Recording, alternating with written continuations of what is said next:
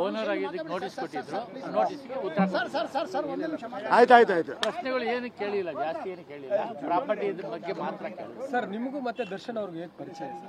ನಾನು ಕನ್ನಡ ಪರ ಸಂಘಟನೆ ನಡೆಸಿದ್ದೆ, ಅವತ್ತಿಂದ ಗೊತ್ತು. ನಿಮ್ಮನ್ನ ಈ ವಿಚಾರಣೆ ಕರೆದಿದ್ದ ಉದ್ದೇಶ ಏನು? ಲ್ಯಾಂಡ್ ಓನರ್ ಬಗ್ಗೆ, ಲ್ಯಾಂಡ್ ಪ್ರಾಪರ್ಟಿ ಬಗ್ಗೆ ಕೇಳಕ್ಕೆ.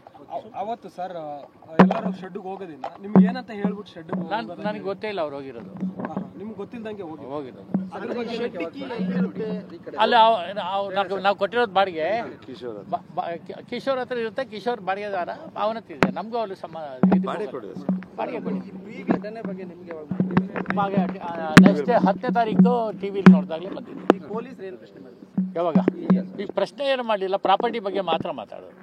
ಸರ್ ನಿಮಗೆ ಅದು ಕೊಲೆ ನಡೆದ ವಿಚಾರ ಅಥವಾ ಹಲ್ಲೆ ನಡೆದ ವಿಚಾರ ಅಂದ್ರೆ ಘಟನೆ ಆದ ನಾಳೆಗೆ ಏನಾದ್ರು ಗೊತ್ತಾಗಿತ್ತ ನಿಮ್ಗೆ? ಅಂದ್ರೆ ಟಿವಿಲಿ ಬಂದಿದ್ದೇನೆ. CCTV ಕ್ಯಾಮೆರಾಗಳೆಲ್ಲ ಇವು ಸಿಕ್ಕಿತ್ತು. ಸೊ ನೀವು ಅದ್ರ ಫಾಲೋ ಅಪ್ ಇರೋದ್ರಿಂದ ನಾನು CCTV ಇದೆ, ಬಟ್ CCTV ನಮ್ಮ ಹತ್ರ ಇಲ್ಲ.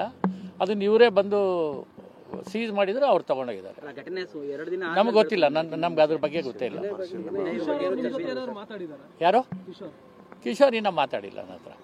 ನಿಮ್ ವಿನಯ್ ಅವರು ಏನಾರು ನನ್ನ ತಂಗಿ ಮಗ ಅಷ್ಟೇ, ನಾ ಏನು ಮಾತಾಡಿಲ್ಲ. ಸರ್ ಈಗ ಈ ಒಂದು ನಿಮ್ಮ ಶೆಡ್ಡಲ್ಲಿ ಈ ಥರ ನಡೆದಿದೆ, ಏನು ಹೇಳ್ತೀರಿ ಇದ್ರ ಬಗ್ಗೆ? ನಾನು ಹೇಳೋದು ನನಗೆ ಗೊತ್ತಿಲ್ಲದೆ ನಡೆದೋಗಿದೆ. ಈಗ ನಡೆದಿರೋದ್ರ ಮೇಲೆ ಕಾನೂನು ಪ್ರಕಾರ ನಡೆಸ್ಕೊಂಡು ಹೋಗೋದು ಅಷ್ಟೇ.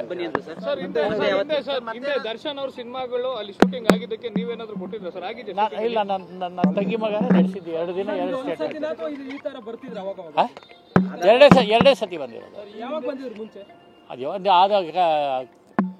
ಕಾಟೇರನ ಯಾವುದೋ ಒಂದು ಪಿಕ್ಚರ್ ಒಂದು ಮಾಡಿದ್ರು, ಒಂದೇ ಒಂದು ಶೂಟಿಂಗ್. ನಾ ಖಂಡಿತ ಬರ್ತೀನಿ. ಕರಿತೀವಿ ಕರಿತೀನಿ ಅಂತ ಹೇಳಿಲ್ಲ. ನನ್ನ ಅವಶ್ಯಕತೆ ಇದ್ದರೆ ನನಗೆ ಹೇಳ್ತಾರೆ, ನಾನು ಬರ್ತೀನಿ. ನಂಬರ್ ಎಲ್ಲ ಕೊಟ್ಟಿದ್ದೀನಿ, ಬರ್ತೀನಿ.